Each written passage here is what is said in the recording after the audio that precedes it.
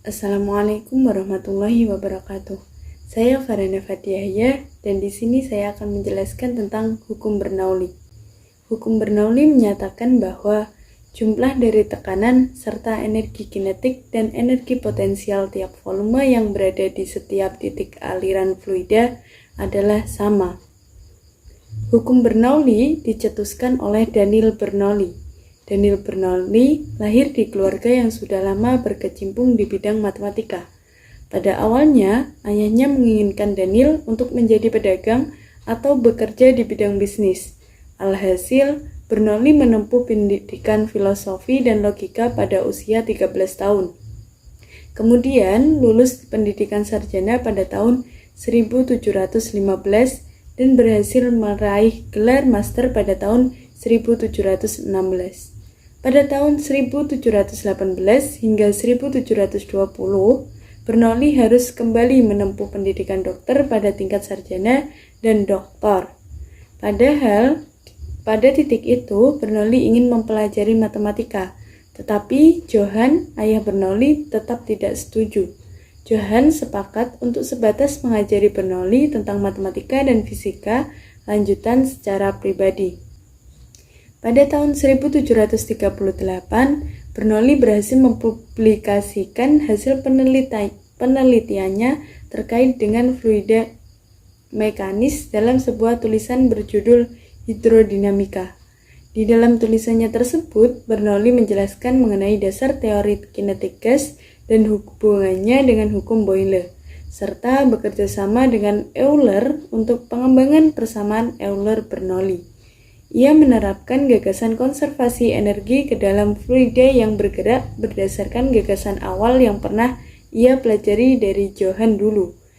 Melalui penelitiannya tersebut, Bernoulli juga merumuskan efek Bernoulli yang menjelaskan mengenai gaya angkat pesawat. Saat Daniel Bernoulli menjadi dokter, ada salah satu pasien yang mengeluhkan sakit.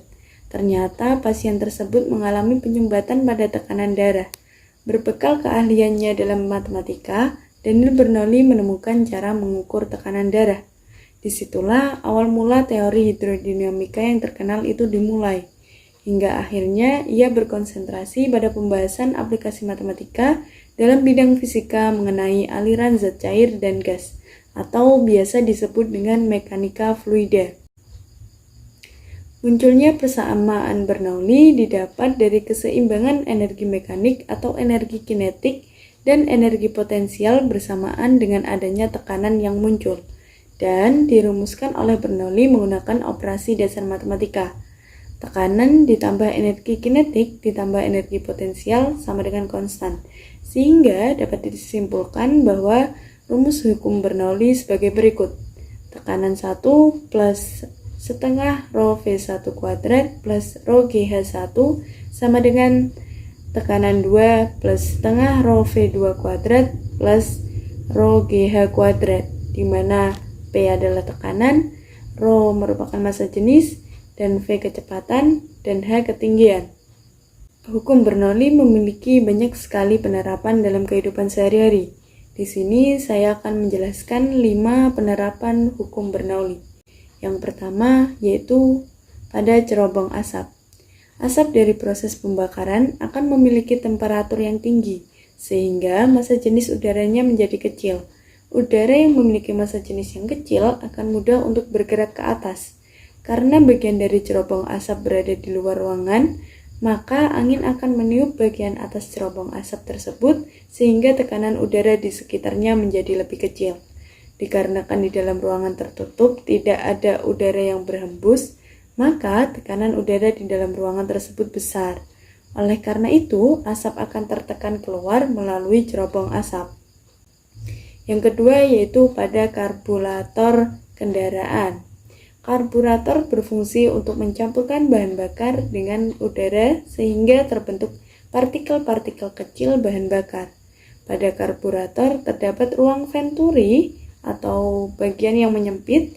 Bila udara melewati ruang venturi, maka kecepatan laju udara akan meningkat, sehingga tekanan udara pada ruang venturi akan menjadi rendah. Karena adanya perbedaan tekanan, maka bahan bakar akan keluar melalui nozzle jet ke ruang venturi. Yang ketiga, pada alat penyemprot. Pada alat penyemprot parfum atau racun serangga juga menerapkan hukum Bernoulli ini. Ketika pompa menyemprot ditekan, maka aliran udara pada pipa akan meningkat, sehingga tekanan pada pipa tersebut juga akan rendah. Akibatnya akan terjadi perbedaan tekanan antara di ruang pipa dan di ruang tandon tempat cairan, sehingga cairan di dalam tandon akan naik ke atas menuju ke bagian pipa. Yang keempat yaitu gaya angkat sayap pesawat terbang. Pada bagian depan pesawat terbang dirancang melengkung ke atas. Udara yang mengalir pada sayap pesawat terbang tersebut akan seperti air yang mengalir pada pipa yang memiliki penampang yang besar menuju ke pipa yang memiliki penampang yang kecil.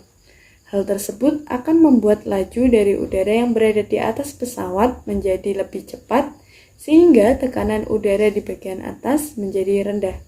Akibatnya, karena adanya perbedaan tekanan udara antara bagian atas dan bawah sayap pesawat, maka sayap pesawat akan terdorong ke atas dan akhirnya membuat pesawat dapat terbang.